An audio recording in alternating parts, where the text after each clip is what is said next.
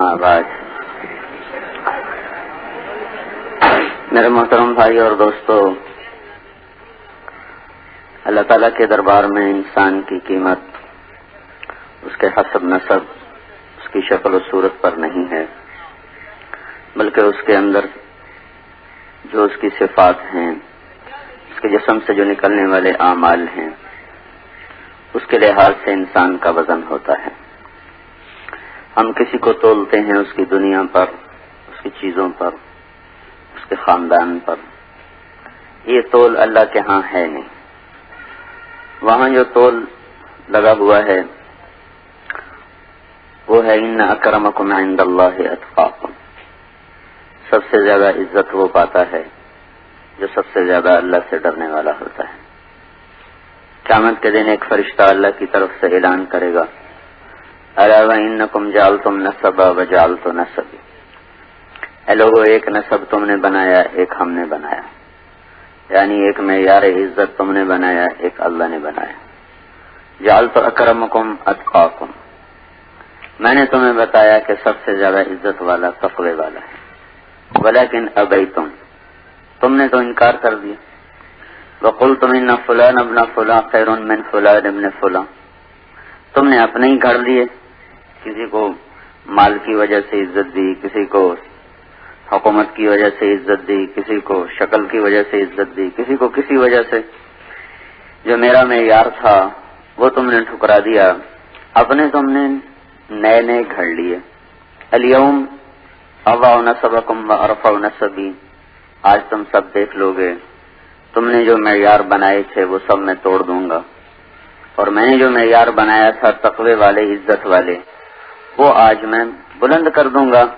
پھر اللہ تعالیٰ اعلان فرمائیں گے، این المتقون، کہاں ہیں تقوی والے، کہاں ہیں اللہ سے ڈرنے والے۔ تو وہاں کا معیار صفات ہیں، اعمال ہیں، چیزیں نہیں۔ پھر ایک اور اعلان ہوگا، فلیکم اہل الصبر، صبر والے کھڑے ہو جاؤ۔ تو ایک جماعت کھڑی ہو جائے گی، اللہ تعالیٰ کہیں گے جاؤ بغیر حساب کتاب کے جنت میں چلے جاؤ۔ پھر اعلان ہوگا، فلیکم اہل الفضل، فضل والے کھڑے ہو جاؤ۔ پھر ایک جماعت کھڑی ہوگی، اللہ تعالیٰ فرمائیں گے جاؤ بغیر حساب کتاب کے جنت میں چلے جاؤ۔ پھر اعلان ہوگا، فلیکم جیران اللہ، اللہ کے پڑوسی کھڑے ہو جاؤ۔ پھر ایک جماعت کھڑی ہوگی، اللہ تعالیٰ فرمائیں گے جاؤ بغیر حساب کتاب کے جنت میں چلے جاؤ۔ ایک اعلان ہوگا، این الائمہ، این الفقہاء، این المؤذنون، کہاں ہیں نمازیں پڑھانے والے، کہاں ہیں علم والے فقہاء، اور کہاں ہیں اذان دینے والے۔ لہذا جن کو کوئی آج پوچھتا ہی کوئی نہیں، مؤذن تو بیچارہ ایک چپراسی سے بھی کم حیثیت رکھتا ہے۔ تو اللہ تعالیٰ ان کو بلا کر کہے گا چلو ان کے لیے ممبر بچھاؤ، ان کو بٹھاؤ، اور باقیوں کا کہے گا میں ان کا حساب لے لوں، تم یہاں آرام کرو۔ یہ وہاں کا معیار ہے، وہ اصلی ہے، وہ اللہ نے بنایا۔ جو ہم نے بنایا ہم بھی نقلی، ہمارے معیار بھی نقلی۔ تو انسان کی قیمت صفات پر ہے، اور صفات میں سب سے جو طاقتور اور سب عند اللہ انسان کو جانوروں کی صف سے نکال کر انسانوں کی صف میں کھڑا کرنے والی صفت ہے، وہ ایمان ہے۔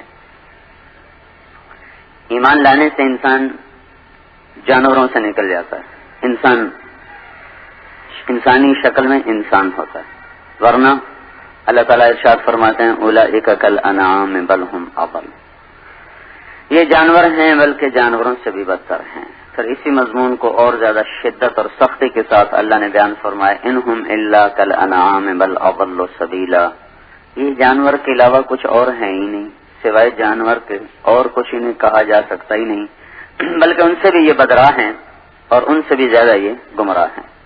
تو بھائی کبھی جانوروں کے پیچھے چل کر بھی کسی کو منزل ملی، کبھی دیکھا کہ انسان گدھے کے پیچھے چل رہے ہوں، کتے کے پیچھے چل رہے ہوں، شیر کے پیچھے چل رہے ہوں، لومڑی کے پیچھے چل رہے ہوں، ان کی راہیں تو جنگل کو جاتی ہیں، تو ہم بھی جانوروں کے پیچھے چلیں گے تو جنگل میں پہنچ جائیں گے جہاں بھٹکنے کے سوا کچھ بھی نہیں ملتا۔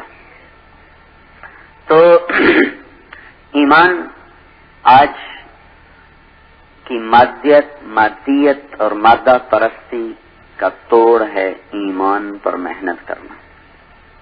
اس وقت کا جو بڑا مرض ہے وہ مادے کا یقین، یعنی پیسے کا یقین۔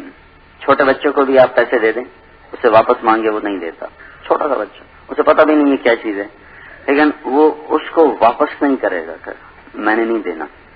یہ فضا کا اثر ہے، جیسے فضا میں سردی ہو تو چھوٹے بچے کو بھی لگتی ہے، بڑے کو بھی لگتی ہے۔ فضا میں گرمی ہو چھوٹے کو بھی محسوس ہوتی ہے، بڑے کو بھی محسوس ہوتی ہے۔ اس فضا میں پیسے کا یقین اور پیسے اور مادے کا یقین اتنا گہرا اور راسخ ہو چکا ہے۔ سکھر میں ہماری جماعت تھی تو کچھ لوگ آئے، میں نے ایک ساتھی سے کہا ان کو تیار کرو، نقد چل لکھ۔ تو وہ ہمارے ساتھی نے بات شروع کی، انہوں نے کہا میرے پاس تو پیسے کوئی نہیں۔ اس نے کہا اللہ تعالیٰ سب کچھ کر سکتا ہے، پیسے کے بغیر بھی کرتا ہے اور پیسے کے ساتھ بھی اللہ ہی کرتا ہے، تو تم اللہ سے مانگو، اللہ کر دے گا انتظام۔ وہ کہنے لگا پیسے کے بغیر اللہ کیسے کر سکتا ہے؟ وہ ان کی آپس میں بات ہو رہی تھی، وہ میں نے نہیں سنی، لیکن جب ایک دم وہ زور سے بولا غصے سے تو وہ میرے کانوں میں پڑی۔ وہ کہ پیسے کے بغیر اللہ کیسے کرے گا؟ تو اس قدر پستی پیسے کے بغیر کچھ نہیں ہو سکتا۔ یہ جو 6 نمبر ہے نا، 6 نمبر، یہ آج کے مرض کا ایک علاج ہے، کیونکہ اس وقت یقین ہے پیسے کا، جس چیز کا یقین ہوتا ہے اسی کی پرستش ہوتی ہے۔ پیسے ہی کی پرستش ہے، اس کے لیے جھوٹ بولتے ہیں، اس کے لیے سود پر چلتے ہیں، اس کے لیے خیانت کرتے ہیں، اس کے لیے رشوت لیتے ہیں، اس کے لیے قتل کرتے ہیں، پھر اسی کو سیکھتے ہیں۔ بڑے بڑے MBA کالج اور میڈیکل کالج اور ڈگری کالج اور فلاں کالج اور فلاں کالج، اس کے پیچھے ہے کیا؟ پیسہ ہے۔ اگر یہ اعلان ہو جائے کہ کسی ڈاکٹر کو نوکری نہیں ملے گی، جو جھاڑو دینا اچھی طرح جانے گا اس کو 22واں گریڈ ملے گا، سب جھاڑو پکڑ لیں گے۔ اگر یہ حکومت اعلان کر دے کسی ڈاکٹر کو ایک پیسہ نہیں ملے گا، کسی انجینئر کو ایک پیسہ نہیں ملے گا، کسی ماسٹر آف بزنس کو ایک پیسے کی نوکری نہیں ملے گی، جو نالیاں صاف کرنا اچھی طرح جانتا اس کو 1 لاکھ روپیہ مہینے کی تنخواہ ملے گی، یہ سارے لڑکوں کے ہاتھ میں جھاڑو ہوں گے۔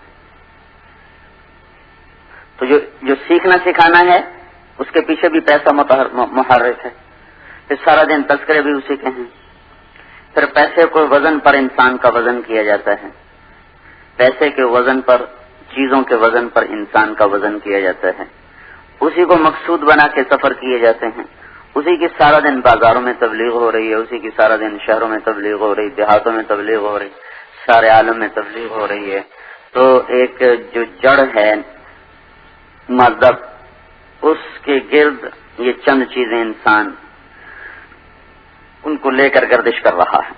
اس کا یقین، اسی کی پوجا، اسی کو سیکھنا، اسی کے تذکرے، اسی پر انسانوں کو تولنا، اسی پر انسانوں کا وزن کرنا، اور اسی کو بنیاد بنا کر محنت کرنا، اور اسی کو لے کر دنیا میں پھرنا۔ ساری دنیا میں تجارتی منڈیوں پر قبضہ کرنے کی کوششیں، مال کی پھیلانے کی، اپنی تجارتوں کو پھیلانے کی عالمی دوڑ۔ ایمان پر جو محنت ہے یہ پہلی جڑ کاٹ دے گی۔ جو سب پیسے کا یقین اترا ہوا ہے، جو لا الہ الا اللہ پر محنت کرے گا اور اس کے دل میں لا الہ الا اللہ راسخ ہو جائے گا، اس کے اندر سے سب سے پہلی برائی نکل جائے گی، پیسے والا یقین اس کا نکلے گا۔ اور یقین بڑا مشکل سبق ہے اسلام میں۔ اندیکھی چیز پر اعتماد کر کے چلنا اور نظر آنے والی چیزوں کو جھٹلانا یہ آسان چیز نہیں ہوتی۔ حضرت عیسیٰ علیہ السلام کا فرمان ہے لو کان لابن آدم قدر شعیر من الیقین مشى علی الماء، یہ اگر انسان کے پاس ایک جو کے دانے کے برابر بھی یقین ہو تو یہ پانیوں پہ چل سکتا ہے، پانی اس کا کچھ بگاڑ نہیں سکے گا۔ اتنا کو یقین نصیب ہو جائے، بنانے والے کی طرف طبیعت متوجہ ہو جائے کہ جب ایک چیز خود بنی نہیں، اپنی ذات سے شکل نہیں، اپنی ذات سے صفات نہیں، اپنی ذات سے وجود نہیں، اپنی ذات سے بقا نہیں، اپنی ذات سے حرکت نہیں، اپنی ذات سے سکون نہیں، اپنی ذات سے روانی نہیں، اپنی ذات سے جماؤ نہیں، اپنی ذات سے اس کی اڑان نہیں، اپنی ذات سے اس کی قیمت نہیں، اپنی ذات سے اس کی نقل و حرکت نہیں. کچھ نہ تھا اور اللہ تھا، کچھ نہ تھا اور اللہ تھا. اللہ اس طرح تھا کہ اس کی کوئی ابتدا نہ تھی. هو الاول بلا بدایا، ایسا اول ہے جس سے پہلے کچھ نہیں، جس کی ابتدا کوئی نہیں. هو الاخر بلا نہایا، ایسا آخر ہے کہ اس کی کوئی انتہا کوئی نہیں. وہ ایسا قدیم ہے جو ابتدا سے پاک ہے، ایسا دائمی ہے جو انتہا سے پاک ہے. وہ اپنی ذات میں ایسا ہے، نہ کسی سے بنا، نہ کوئی اس سے بنا، نہ کوئی اس سے نکلا، نہ وہ کسی سے نکلا، نہ کسی سے وراثت ملی، نہ آگے اس کا کوئی وارث. یہ چیز کسی کو بھی کمزور کر دیتی، کسی سے لینا اور آگے دینا، یہ کمزور کر دینے والی چیز ہے. اللہ وہ ذات ہے، نہ اوپر سے کہیں سے اس کو ملک ملا ہے، نہ آگے اس کا کوئی وارث ہے جس کو وہ دے گا کہ اس سے وہ دب کے چلے. اولاد بڑی ہو جائے، ماں باپ دبنا شروع ہو جاتے ہیں، ماں باپ چپ ہونا شروع ہو جاتے ہیں، اولادیں ان کی آوازیں بلند ہونا شروع ہو جاتی ہیں. تو اللہ تعالیٰ وہ ذات ہے میرے بھائیو، جب کچھ نہیں تھا وہ موجود تھا، پھر سب کچھ بنایا، کچھ نہ سے بنایا. خالق بنانے والا، خالق بنانے والا، مبدی بنانے والا. کون سا بنانے والا؟ ہم نے یہ سٹینڈ لوہے سے بنایا اور یہ ممبر لکڑی سے بنایا اور یہ پنکھے لوہے سے بنائے. مبدی وہ بنانے والا جو کچھ نہ ہو اور سب کچھ بنا دے، جو لوہے کے بغیر لوہا بنائے مبدی، جو لکڑی کے بغیر لکڑی بنائے مبدی، جو پانی کا قطرہ نہ ہو اور سمندر بنا دے، جو درختوں کا پتا نہ ہو اور جنگل بنا دے، جو ریت کا ذرہ نہ ہو اور صحرا بنا دے، مٹی کا ڈھیلا نہ ہو اور زمین بچھا دے، پتھر کا سنگریزہ نہ ہو اور ہمالیہ جیسے پہاڑ بنا دے، برف کا ایک ذرہ نہ ہو اور سفید چادر سے لاکھوں سال سے پہاڑوں کو ڈھانپ کے دکھا دے، اور ایک کرن نہ ہو اور سورج بنا دے، ایک کرن نہ ہو اور چاند بنا دے، ایک کرن نہ ہو اور ستارے بنا دے، اور کہیں دور دور تک کسی جانور کا نشان نہ ہو اور لاکھوں کروڑوں قسم کے جانور بنا دے. مبدی کچھ نہیں اور بناتا جا رہا ہے. ہم چیزوں سے چیزیں بنا رہے، اللہ بغیر چیزوں کے بنا رہا. شیر نہیں، شیروں کی شکلیں بنا دی. چیتا نہیں، چیتے کی شکل بنا دی. انسان کوئی نہیں، انسان کو بنا دیا. ہوا کوئی نہیں، ہوا کو بنا دیا. عرش کوئی نہیں، عرش کو بنا دیا. فرشتے کوئی نہیں، فرشتوں کو بنا دیا. جنت کوئی نہیں، جنت کو بنا دیا. سونے کے بغیر سونا بنا دیا، چاندی کے بغیر چاندی کو بنا دیا. المبدی خالق ہے، خالق بنانے والا. لیکن بنانے والے کے ساتھ ایک ایسی صفت لگی ہوئی ہے، کچھ نہیں اور سب کچھ بناتا ہے. بدی بھی ہے، بدیع السماوات والارض. بدی بھی بنانے والا ہے. کون سا بنانے والا؟ جو بغیر نمونے کے بنائے، ہر چیز اس طرح بنائے، پہلے سے ماڈل کوئی نہیں، پہلے سے نمونہ کوئی نہیں، پہلے سے شکل کوئی نہیں، پہلے سے ڈیزائن کوئی نہیں. بغیر نمونے، بغیر شکل، بغیر ڈیزائن کے اپنے علم سے، اپنے قدرت سے جیسا چاہتا ہے ویسا بناتا چلا جاتا ہے، جیسا چاہتا ہے ویسا بناتا چلا جاتا ہے. اللہ کے سامنے شیروں کی شکلیں نہیں پڑی تھی جن کو دیکھ کے شیر بنا دیا. انسان کی شکل نہیں تھی جس کو دیکھ کے آدم بنا دیا. عقاب کی شکل نہیں تھی جس کو دیکھ کے عقاب اور شاہین بنا دیا. مچھلی کی کوئی شکل نہیں تھی جس کو دیکھ کے مچھلی کو بنا دیا. پانی کا کوئی تصور نہیں تھا، کوئی شکل نہیں تھی جس کو دیکھ کے پانی کو بنایا. ساری کائنات کے بحر و بر کو، زمین اور آسمان کو، سرا اور سریا، شرق و غرب، کسی چیز کا کوئی وجود نہ تھا، بنایا. کوئی ماڈل نہ تھا، بنایا. پھر اس بنانے میں اپنی طاقت، اپنی تصویر میں، اپنی تخلیق میں، اپنی تقدیر میں، اپنے اندازے میں، سبح اسم ربک الاعلی الذی خلق فسوی والذی قدر فہدی. بنانا، تقدیر، تخلیق، تدبیر، اس میں ایسا کامل ہے. ایک وقت میں صرف دنیا میں جو عورتیں ہیں، ان کے اندر حمل ٹھہر رہا اور مختلف مراحل میں بچے چل رہے ہیں. اسی وقت میں کروڑوں مادہ جانور ہیں چوپائے، ان کے اندر حمل ٹھہر رہا. اسی وقت میں کھرب مچھر مادہ ہیں، ایک مادہ 300 انڈے دیتی ہے. ایک شہد کی مکھی 30 ہزار انڈے دیتی ہے.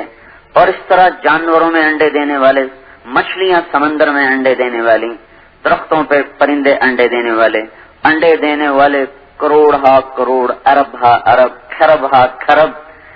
پرندے اور مخلوقات ہیں، پھر یہ تمام کے تمام اللہ تعالیٰ کے کارخانے قدرت میں ایک وقت میں بن رہے ہیں، اور ایک وقت میں کروڑوں قسم کی مختلف قسم کی مصنوعات تیار ہو رہی، مخلوقات تیار ہو رہی ہیں۔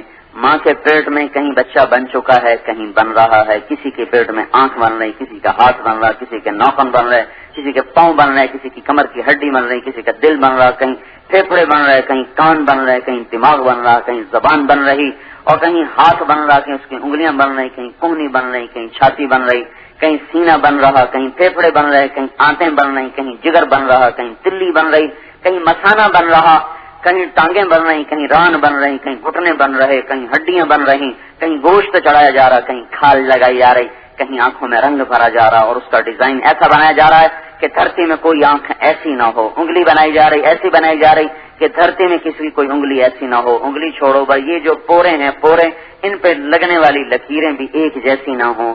یہ سارا نظام اللہ تعالیٰ ایک وقت میں بنا رہا، دیکھ رہا، چلا رہا۔ اسی کے ساتھ خرب انڈے پڑے ہوئے، ان سب پر اللہ کی تدبیر چل رہی، تقدیر چل رہی، تخلیق چل رہی، اللہ تعالیٰ کا نظام چل رہا۔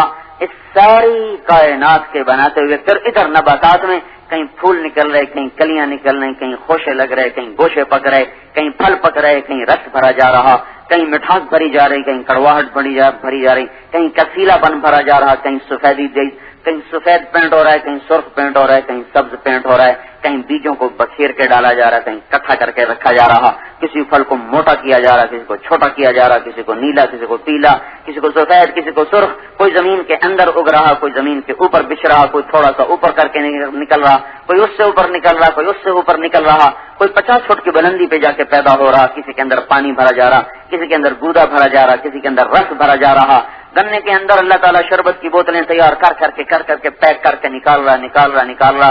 اس سارے بحر و بر کی مخلوقات میں پھر زمین پانی کے اندر خرب قسم کی مچھلیاں وہ انڈے دے رہی، ان سے بچے نکل رہے، ان کے نظام چل رہے، جھپٹنے والے عقاب، بل کھانے والے سانپ، تو کسی میں زہر بن رہا، کسی میں شہد بن رہا، کہیں میں پانی بن رہا، کہیں میں کچھ بن رہا، کہیں میں کچھ بن رہا۔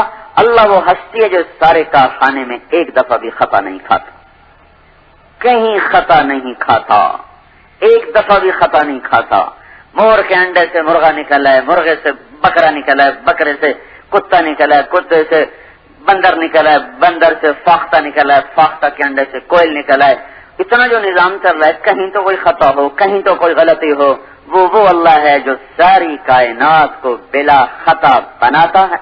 خلقک فسواک فعدلک قدر فہدا، وہی ہے جو بنانے والا، وہی ہے پھر بنانے کے ساتھ اس کی چال بدلو، اس کی ڈھال بدلو، اس کی آواز بدلو، اس کا لہجہ بدلو، اس کی عادات بدلو، اس کی شکل بدلو، شکل سے شکل نہ ملے، آواز سے آواز نہ ملے، چال سے چال نہ ملے، عادات سے عادات نہ ملے، ان ساری چیزوں میں جدا جدا کر کے پیدا کرو، کہیں آپس میں جھگڑے نہ شروع ہو جاؤ، کہ میرا بیٹا، وہ کہ میرا بیٹا۔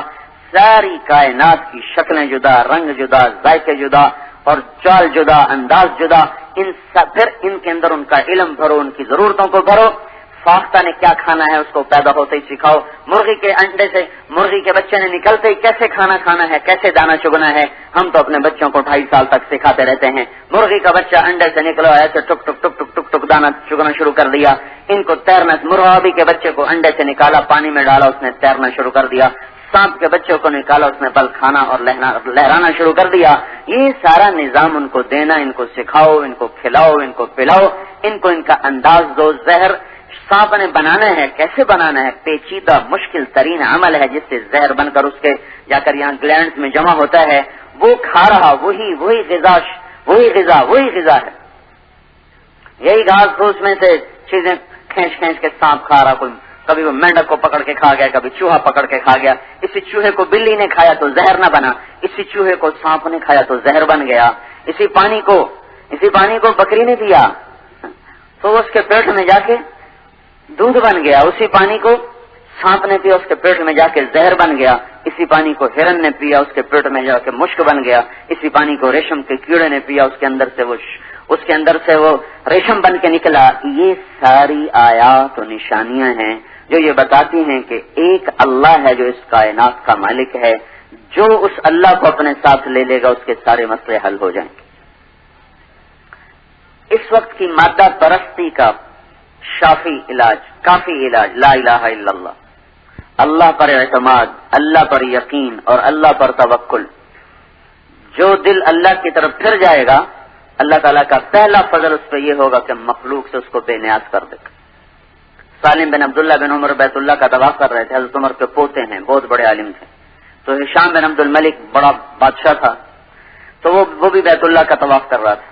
تو وہ کہنے لگا سالم سے کہ کوئی حاجت، کوئی ضرورت؟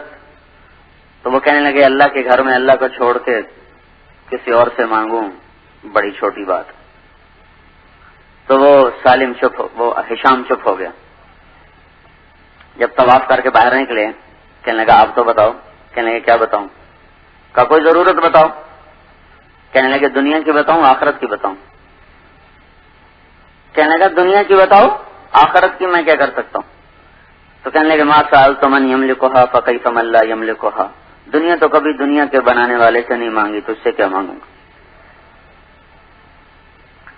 قتیبہ بن بکار رحمۃ اللہ علیہ کی مجلس میں احمد بن طولون آیا کرتا تھا، ان کا درس ہوتا تھا، اس میں آ کے بیٹھا کرتا. احمد بن طولون مصر کا بادشاہ تھا. ہر سال 1000 دینار ہوتا تھا 4.5 ماشے سونے کا. 1000 دینار کی تھیلی سرب مہر لگی ہوئی، سرکاری مہر لگی ہوئی، ان کی خدمت میں ہدیہ پیش کرتا تھا. 18 برس ان کی خدمت میں آ کے بیٹھتا رہا اور ہر سال 1000 دینار کی تھیلی ان کی خدمت میں پیش کرتا رہا. اور یہ وہ دور تھا، 1 دینار ہوتا تھا 15 درہم کا. 1 دینار کے 15 درہم آتے تھے.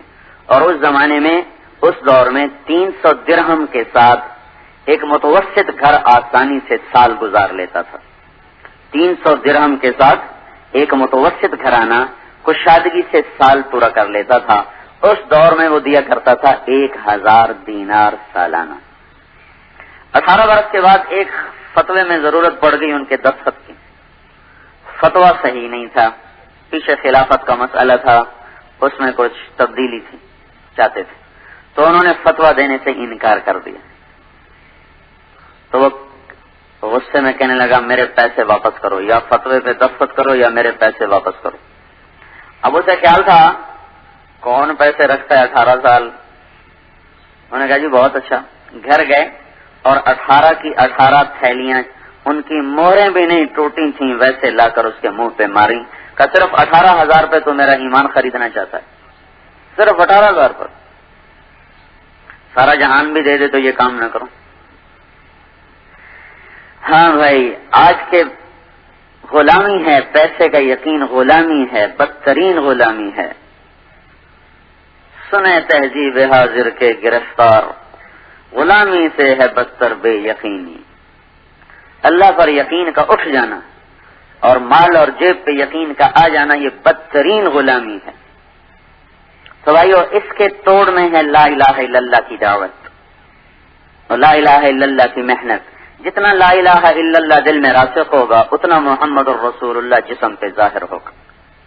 کیونکہ لا الہ الا اللہ محمد رسول اللہ نے جوڑ دیا ہے. جب معراج پہ حضور تشریف لے گئے تو اللہ تعالیٰ کے دربار میں عرض کی، یا اللہ، ابراہیم تو خلیل تھے اور موسیٰ کلیم تھے علیہم السلام، اور داؤد علیہ السلام کے لیے لوہا نرم تھا، اور سلیمان علیہ السلام کے لیے ہوا تابع تھی، اور عیسیٰ علیہ السلام کے لیے آپ نے مردے زندہ کیے. فماذا جعلت لی، میرے لیے کیا ہے؟ تو اللہ تعالیٰ نے فرمایا اولیس قد اعطیتک افضل من ذلک کلہ، آپ کو میں نے سب سے اعلیٰ چیز عطا فرمائی ہے. اللہ ذکرت الا ذکرت معی، قیامت تک آپ کا اور میرا نام اکٹھا رہے گا، جدا نہیں ہو سکتا. لا الہ الا اللہ کے ساتھ محمد الرسول اللہ جڑ گیا ہے، اب یہ جدا نہیں ہو سکتا. قیامت تک یہ آپ کا اور میرا نام اکٹھا رہے گا. اور اس کے علاوہ یہ تو میں نے آپ کو نام اپنے نام کے ساتھ کر رہا ہے، اللہ ذکرت الا ذکرت معی، آپ کا نام میرے نام کے ساتھ لگ گیا. اور اس کے علاوہ شرحت لک صدرک ووضعت عنک وزرک ورفعت لک ذکرک وجعلتک فاتحا وخاتما، میں نے آپ کا سینہ کھولا، آپ کے بوجھ ہٹائے، آپ کے نام کو بلند کیا، آپ کو فاتح بھی بنایا اور آپ کو خاتم بھی بنایا. پہل بھی آپ سے ہو رہی ہے، انتہا بھی آپ پر ہو رہی ہے. انتہا تو سمجھ میں آتی ہے، پہل کیسے ہوئی؟ تو ابو ہریرہ رضی اللہ تعالیٰ عنہ سے مروی ہے، انہوں نے پوچھا یا رسول اللہ، آپ کو نبوت کب ملی؟ متى وجبت لك النبوة، آپ کو نبوت کب ملی؟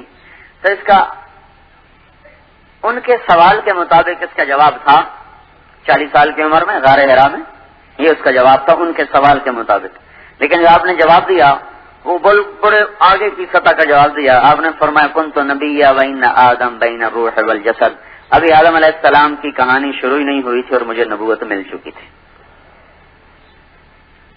اب کب ملی یہ تو اللہ ہی جانتا ہے. ابتدا تو ہے، کب ہے اللہ کے سوا کسی کو کچھ پتہ نہیں کب ہوئی. تو لا الہ الا اللہ کا رسوخ محمد الرسول اللہ صلی اللہ علیہ وسلم کی زندگی کو لہلہا کر جسم میں، گھر میں، دفتر میں، دکان میں زندہ کرے گا. جتنا لا الہ الا اللہ کی جڑ لگے گی اتنا محمد الرسول اللہ صلی اللہ تعالی علیہ وسلم والی زندگی وہ ظاہر ہونا شروع ہو جائے گی، وہ کھلنا شروع ہو جائے گی. کیونکہ جیسے دل اللہ کی عظمت سے خالی ہیں ویسے ہی اللہ کے نبی کی عظمت سے خالی. اور اللہ تعالیٰ ایک آیت میں موسیٰ علیہ السلام، ابراہیم علیہ السلام اور ہمارے نبی پاک صلی اللہ علیہ وسلم تینوں کا فرق بتایا ہے. موسیٰ علیہ السلام اللہ سے دعا کر رہے ہیں رب اشرح لی صدری، یا اللہ میرا سینہ کھول دے. اور اللہ ہمارے نبی کو بن مانگے فرما رہے ہیں الم نشرح لک صدرک، ہم نے آپ کا سینہ کھول دیا. موسیٰ علیہ السلام اللہ سے دعا کر رہے ہیں یسر لی امری، میرا کام آسان کر دے. اللہ ہمارے نبی کو بن مانگے فرما رہے ہیں ووضعنا عنک وزرک، ہم نے آپ کے بوجھ ہٹا دیے. ابراہیم علیہ السلام اللہ سے دعا کر رہے ہیں وجعل لی لسان صدق فی الاخرین، بعد کے لوگوں میں مجھے اونچا کر دے. اللہ ہمارے نبی کو بن مانگے فرما رہے ہیں ورفعنا لک ذکرک، ہم نے آپ کے نام کو بلند کر دیا. موسیٰ علیہ السلام اللہ کی طرف دوڑ کے آئے. اللہ تعالیٰ نے پوچھا دوڑ کے کیوں آئے ہو؟ ان کا عجلت الیک رب لترضی، اللہ میں دوڑ کے آیا ہوں تاکہ تو راضی ہو جائے. سارے جہان کو مطالبہ ہے اللہ تعالیٰ کا کہ مجھے راضی کرو. لیکن ہمارے نبی کے بارے میں اللہ تعالیٰ فرماتے ہیں وَلَسَوْفَ يُعْطِيكَ رَبُّكَ فَتَرْضَىٰ، میں آپ کو اتنا دوں گا کہ آپ راضی ہو جائیں گے، اتنا دوں گا کہ آپ راضی ہو جائیں. یہ آیت آپ کی شان میں سب سے زیادہ بلند ہے. پھر یہ فَتَرْضَىٰ ہے، حَتَّىٰ تَرْضَىٰ نہیں، حَتَّىٰ تَرْضَىٰ. وَلَسَوْفَ يُعْطِيكَ رَبُّكَ حَتَّىٰ تَرْضَىٰ، اتنا دوں گا دیتا جاؤں گا کہ آپ راضی ہو جائیں گے. اور ایک وَلَسَوْفَ يُعْطِيكَ رَبُّكَ فَتَرْضَىٰ، ان دونوں میں بڑا فرق ہے. مثلا فقیر آیا تھا، ہم اس کو 4 آنے دیتے ہیں، کہتے نہیں یہ تھوڑے ہیں. ہم اس کو 8 آنے دیتے ہیں، کہتے نہیں یہ تھوڑے ہیں. پھر ہم اس کو روپیہ دے دیتے نہیں یہ تھوڑے ہیں. پھر ہم اس کو 10 روپے دیتے ہیں، کہتے واہ واہ واہ واہ ہوں ٹھیک ہے. تھوڑے سے اس کے گمان سے تھوڑا دینا، پھر اس کے مانگنے پر بڑھاتے بڑھاتے جانا. یہ تھا وَلَسَوْفَ يُعْطِيكَ رَبُّكَ حَتَّىٰ تَرْضَىٰ، میں آپ کو اتنا دوں گا کہ یہاں تک کہ آپ راضی ہو جائیں گے. وَلَسَوْفَ يُعْطِيكَ رَبُّكَ فَتَرْضَىٰ کا مطلب یہ ہے فقیر آ گیا، وہ تصور میں لے کے آیا ہوا ہے 10 روپے سے زیادہ میں اس میں کوئی نہیں دینے ہیں. آپ نے 100 روپے کا نوٹ نکالا اور اس کے ہاتھ میں پکڑایا. اس کا میں نے خود مشاہدہ کیا. ہماری جماعت تھی پشاور میں، تو ایک عرب شہزادہ میرے ساتھ تھا. تو فقیر آ گیا، ہم گاڑی میں بیٹھے دوسری مسجد میں جانے کے لیے، وہ مانگنے کے لیے آ گیا. اس کا منہ اوپر تھا اور ایسے مانگ رہا تھا. وہ چشمے تصور میں 1 روپیہ دیکھ رہا تھا، 1 روپیہ ہی دینا. تو میں کہا پتہ نہیں پشتوں میں کہہ رہا تھا بھائی اللہ کے نام پہ دو، اللہ کے نام پہ دو. تو اس نے جیب سے 100 روپے نہیں، یہ 84 کی بات، اس میں 100 روپے بہت زیادہ تھا. تو اس نے 100 نیچے نہیں دیکھ رہا تھا، اوپر ہی دیکھ رہا تھا. تو اس نے جب نوٹ پکڑا تو ایسے تو اس نے نیچے دیکھا، ایک دم جو اس کی نکلی نا پشتوں میں، اور پھر وہ بھاگا. وہ سمجھا شاید غلطی میں دے دیا کہیں واپس نہ لے لے، بھاگا وہاں سے، پیچھے مڑ کے نہیں. پھر اس نے دیکھا اور میں نے کہا تو ہمارے فقیروں کا مزاج خراب کر رہا ہے، لیکن ہم تو 4 آنے دیتے تو انہیں اکٹھا 100 روپے دے دی. یہ ہے فترضا. کسی کو پہلے لمحے پہلی ہی دفعہ اس کی سوچ تصور سے اتنا دے دینا کہ اس کی سوچ اور تصور سے بڑھ کر ہو تو ایک دم وہ خوشی سے اچھل پڑے گا. تو یہ ہے وَلَسَوْفَ يُعْطِيكَ رَبُّكَ فَتَرْضَىٰ. یہ جو فا کا لفظ ہے، فا، یہ یہاں یہ معنی دے رہا ہے کہ میرا نبی جتنا بھی تو سوچ لینا، جب میں تجھے دوں گا نا تو اس سے بھی زیادہ دوں گا. خود ہمارے نبی کی سوچ کتنی زیادہ ہے. اللہ کے بعد اگر کسی کو علم ہے تو اللہ کے نبی کو. وہب بن منبہ رحمت اللہ علیہ کا قول ہے کہ سارے بنی نوع انسان بشمول انبیاء کے اللہ تعالیٰ نے سارے نبیوں انسانوں کو جو عقل دی، جو علم دیا، اس کی مثال ہے ایک ذرے. جو ہمارے نبی کو علم اور عقل دیا اس کی مثال ہے ایک صحرا کی. صحرا تو ذرے اور صحرا میں جو نسبت ہے وہ ساری دنیا کے انسانوں کے علم فہم کو حضور صلی اللہ علیہ وسلم کی فہم کے ساتھ وہ نسبت ہے. اور اللہ تعالیٰ یوں کہہ رہا ہے کہ پہلی ہی دفعہ تمہیں اتنا دوں گا کہ تو دیکھتے ہی خوش ہو جائے گا, خوشی سے اچھل پڑے گا. یہ فترضہ کا ترجمہ اگر یوں کیا جائے کہ میں آپ کو اتنا دوں گا کہ آپ خوشی سے اچھل پڑیں گے, تو یہ کوئی قاعدے کے خلاف نہیں ہے. فترضہ ایک دم بس آپ راضی ہو جائیں گے. یہ جو اللہ اپنے محبوب کو راضی کرنے کے لیے ایسے ناز نخرے برداشت کر رہا ہو, تو ہم تو اس کے امتی ہیں, ہم اللہ کے بعد اگر کسی کا ہم پر احسان ہے تو اللہ کے نبی کا ہے. تو ان کے سانچوں میں, ان کے طریقوں میں ڈھل کے چلنا, یہ اللہ کے دربار میں عزت اور کامیابی کا راستہ ہے. پھر اس کے بعد ہے کہ لوگ ویسے ہیں کہ پجاری بنے پڑے ہیں تو اس کے توڑ میں نماز ہے کہ اللہ کی پوجا ہمیں آ جائے. ابھی ہم نماز پڑھتے ہیں, لیکن یہ وہ نماز نہیں ہے جو اللہ ہم سے چاہتا ہے. اللہ ہم سے جو نماز چاہتا ہے وہ ہے اقم الصلاۃ لذکری, میری یاد والی نماز ہو. جب اللہ اکبر کہو تو پھر اللہ کے سوا کوئی اس میں اور آنے نہ پائے, کسی اور کی طرف دھیان نہ جائے. ابن القیم رحمۃ اللہ علیہ نے اپنی کتاب مدارج السالکین میں نمازیوں کے 5 درجے لکھے کہ نمازی 5 طرح کے ہوتے. ایک نمازی وہ ہے جو کبھی 5 پڑھ لیتا ہے, کبھی 5 چھوڑ دیتا ہے, کبھی 2 پڑھ لیتا ہے, کبھی 3 پڑھ لیتا ہے. یہ جہنم میں جائے گا. المتہاون یہ ہے معاقب, یہ تو جہنم میں جائے گا. دوسرا نمازی ہے مواظب, جو پکا نمازی ہے, لیکن جب وہ اللہ کے سامنے آتا ہے ایک پل کے لیے بھی اسے خیال نہیں کہ میں کس بادشاہ کے سامنے کھڑا ہوں. وہ نماز میں بھی اپنی دنیا میں مشغول ہوتا ہے, من بسو مشغول تو عامر و زید, اللہ اس کی طرف متوجہ اور وہ اللہ کو چھوڑ کر کسی اور کی طرف متوجہ. یہ نمازی محاسب ہے, محاسب, ڈانٹ ڈپٹ, حساب ہوگا, حساب. تیسرا نمازی وہ ہے جب اللہ اکبر کہتا ہے تو کوشش کرتا ہے اللہ کے سامنے کھڑا رہوں, لیکن کبھی اللہ کے سامنے, کبھی گھر کے سامنے, کبھی اللہ سامنے, کبھی دکان سامنے, کبھی اللہ سامنے, کبھی دفتر سامنے. تو وہ اس طرح ڈولتا رہتا ہے, کوشش بھی نہیں چھوڑتا اور پورا بھی نہیں ہوتا. تو یہ اس کے بارے میں لکھا ہے معفو عنہ, اس سے درگزر ہو جائے گی. چلو بھائی 33 نمبر دے کے پاس کر دو. تھرڈ ڈویژن پاس کو بھی کبھی نوکری ملی تو فرسٹ ڈویژن کو نہیں ملتی, تو یہ پاس ہو جائے گا, ڈنڈوں سے سزا سے بچ جائے گا. چوتھے درجے کا نمازی وہ ہے جب وہ اللہ اکبر کہتا ہے تو پھر اللہ ہی کے دھیان میں ہوتا ہے, کسی اور کا دھیان, کسی اور کا خیال, کسی اور کا تصور ایک پل کے لیے بھی اس کے اندر میں داخل نہیں ہوتا. یہ ہے ماجور. یہاں سے نماز کے برکتیں, وعدے, اجر و ثواب شروع ہوتے ہیں. قرآن میں نماز کے اجر و ثواب, حدیث پاک میں نماز کے اجر و ثواب یہاں سے شروع ہوتے ہیں. جو اللہ اکبر کے بعد صرف اللہ کے دھیان میں ہوتا ہے اور اللہ کے سوا کسی کے تصور میں نہیں کھڑا ہوتا, یہ چوتھے درجے کا نمازی. 5ویں درجے کا نمازی وہ ہے جب وہ اللہ اکبر کہتا ہے تو نماز اس کی آنکھوں کی ٹھنڈک بن جاتی. جعلت قرۃ عینی فی الصلاۃ, آنکھوں کی ٹھنڈک نماز.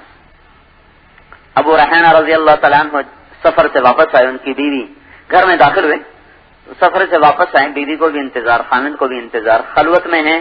اسے کہنے کہ میں 2 نفل پڑھ لوں پھر بیٹھتا ہوں تیرے پاس. 2 نفل کی نیت باندھی اور جو شروع ہوئے, پیچھے وہ انتظار میں, یہ آگے رفتار میں, یہاں تک کہ فجر کی اذان ہو گئی اور ان کی 2 رکعت ختم نہ ہوئی. جب سلام پھیرا تو ان کی بیوی نے کہا اما لنا من کا نصیب, میرا کوئی حق نہیں تھا. تو کہنے لگے میں تو بھول ہی گیا. وہ کہنے لگے اللہ تیرا بھلا کرے, ایک کمرے میں تو کیسے بھول گیا, ادھر تو چلا باہر ہوتا ہے پھر بھی نہیں بھولتی. اب تو ویسے ٹیلی فون جیبوں میں پڑے ہوئے ہیں, شام کی کارگزاری روز سنا رہے ہیں ان کو. اور وہ ایک کمرے میں, وہ کہ میں بھول گیا. اور کیسے بھول گئے؟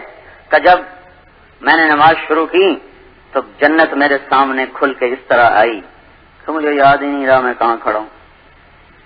جعلت قرۃ عینی فی الصلاۃ، آنکھوں کی ٹھنڈک نماز۔ یعقوب علیہ السلام اور یوسف علیہ السلام کو 40 سال جدا رکھا، 40 سال۔ جب ان کو ملا دیا تو پھر اللہ تعالیٰ نے یعقوب علیہ السلام سے فرمایا تجھے بتاؤں کیوں جدا کیا تھا؟ کہنے لگے جی بتا دیجئے۔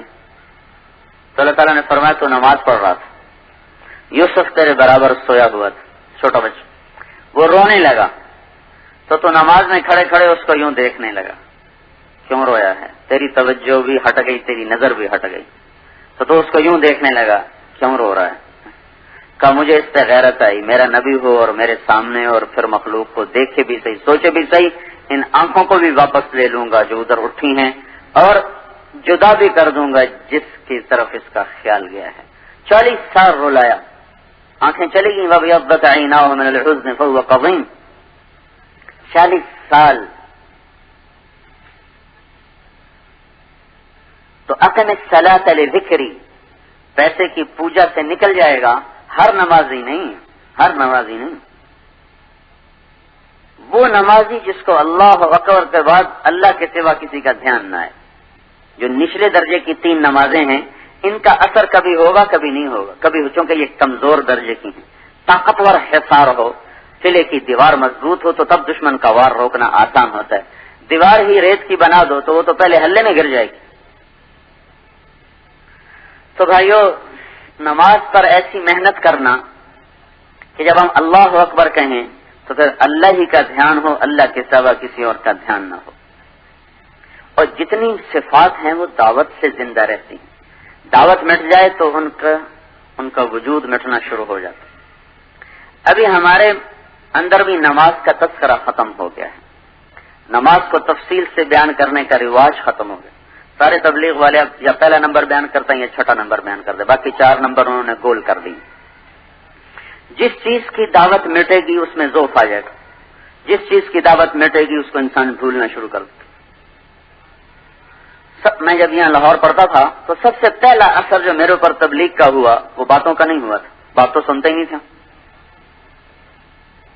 بلکہ وہ نعیم الدین چودھری تھا، بڑا آدمی ہے، ڈھاکے میں ہوتا ہے، اللہ نے اس کو بڑا دماغ دیا تھا، ادھر بھی پورا تھا، تبلیغ میں بھی پورا تھا،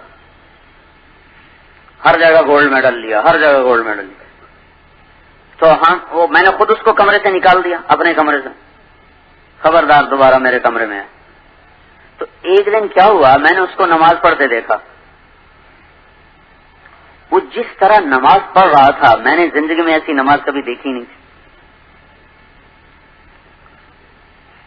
تو میں بس ایسے بیٹھ کے اس کو دیکھتا ہی رہا کہ یہ کیسے نماز پڑھ رہا ہے، جو اس کی کھڑے ہونے میں خوف، خشیت، خشوع، پہلا اثر جو دل پر ہوا اس کی نماز کو دیکھ کر ہوا،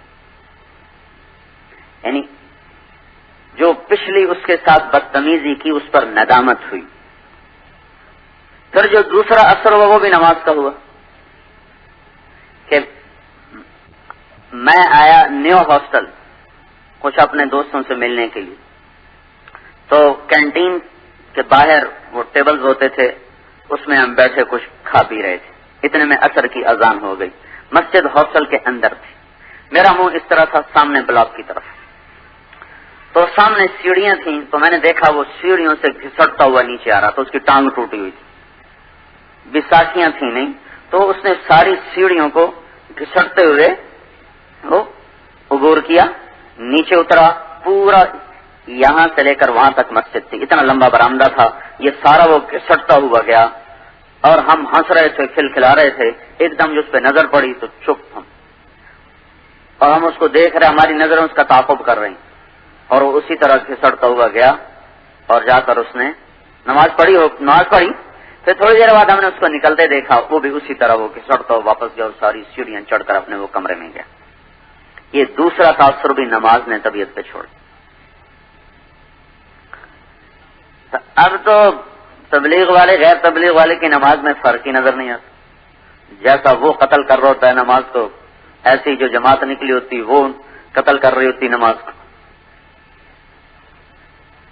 اللہ کی راہ میں نکلا ہوا ہو، سال سال لگا ہوا ہو، اور نماز میں وہی بے ترتیبی، وہی بے دھیانی، تو یہ پھیلانا کیا چاہتے ہیں؟ کون سا درد و غم دنیا میں پھیلانا چاہتے ہیں؟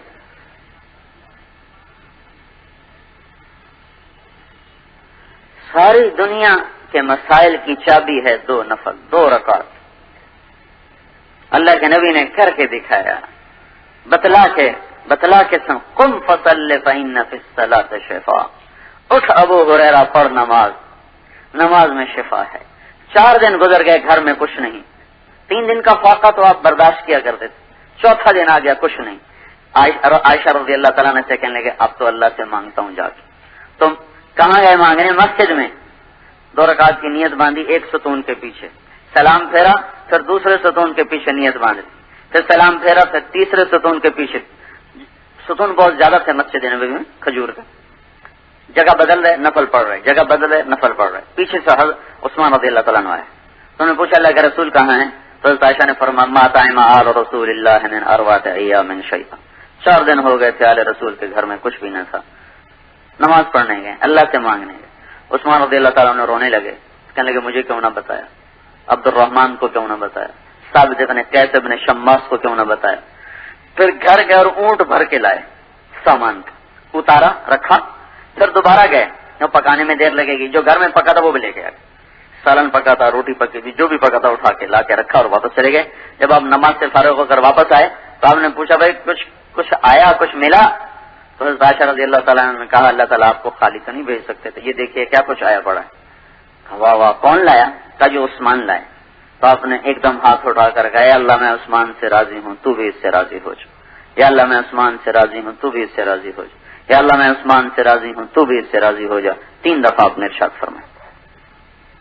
تو بھائی لوگ مادے کے پجاری ہیں، دکانوں کو سجدے کر رہے ہیں، نوکریوں کو سجدے کر رہے ہیں، عہدوں کو سجدے کر رہے ہیں۔ ہم اللہ کو سجدے کریں، وہ سجدے جو اللہ دیکھنا چاہتا ہے، وہ سجدے جس میں اللہ ہو، اللہ کے سوا کوئی نہ ہو۔ یہ محنت سے یہ چیز آتی ہے، بغیر محنت کے۔ ہم صرف پڑھتے ہیں، نماز پہ محنت کوئی نہیں ہماری۔ پھر دعوت بھی مٹ چکی ہے، اب نماز ایسے ہی چلتے چلتے تھوڑی سی بات کر جاتے ہیں بس۔